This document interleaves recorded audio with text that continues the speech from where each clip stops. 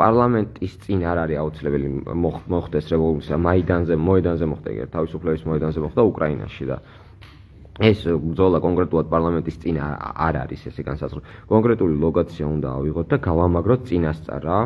რომ აი, როდესაც ხალხი დაიწყებს დაშლას, გადაწევას, იქ უკვე ბარიკადები არსებობდეს და ესენი რაღაცას გვესწრიან, მაშინ პარალელურად არ ვაგებდეთ რა.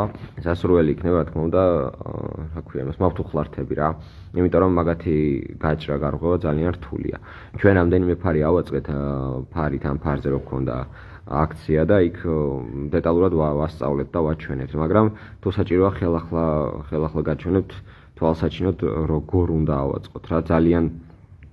ძალიან მნიშვნელოვანია მაიდანზე გქონდათ გზის ჩახერგვის უფრო რადიკალური გზებიც არსებობს, რომელიც ჯერჯერობით ამ ეტაპზე აუცილებელი არ არის, მე ესე ვფიქრობ, მაგრამ დღითი დღე აი ალბათ რამდენიმე დღეში უკვე ეგეც საჭირო იქნება, უბრალოდ ეგეც მაგასაც დამზადება ჭირდება რა და დარწმუნებული ვარ ყველა ხვდებით, რაც არის, უბრალოდ არ დავასახელებ ახლა ლაივში, რომ ვინმე არ მომედავოს სამართლებრივად. აი, სადაც ბარიკადები აწყობილია, იმის წინ აუცილებლად უნდა იყოს რაღაც ეკლიანი, ლურსმიანი დაყრილი იმისთვის, რომ ტექნიკას გაუჭირდეს მოახლოვება.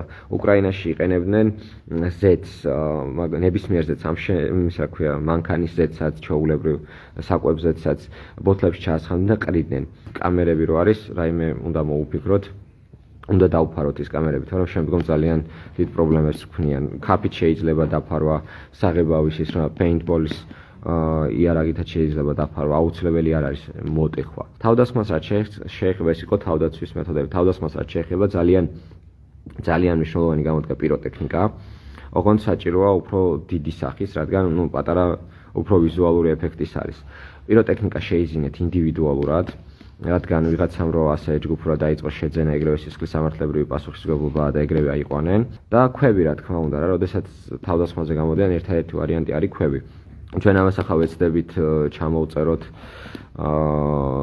და სხვა ვიდეოს სახეებითაც ავაწყოთ, რომ ადამიანებს ქონდეთ ამის პრაქტიკული გამოცდილება.